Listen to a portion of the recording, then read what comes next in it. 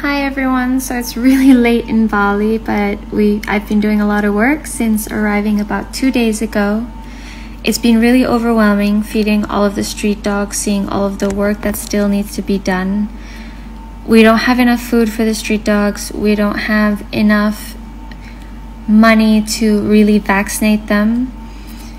We definitely need some skin medication for some dogs, and the dumping has not stopped. So another dog was dumped 2 weeks ago, then a puppy was dumped about a week ago, and that means more dogs with potential diseases, unsterilized, and many other problems.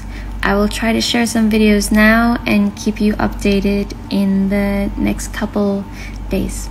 Thank you so much, everyone. We appreciate your support so much. So not just from me, but everyone, all our volunteers. Thank you.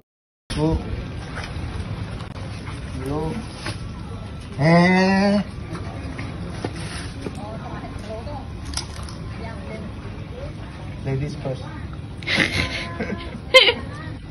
Tigers, tigers. See the whitey? You see the face? Ya, saya lihat sekarang. Maybe more data now. Already correct. Some problem with this.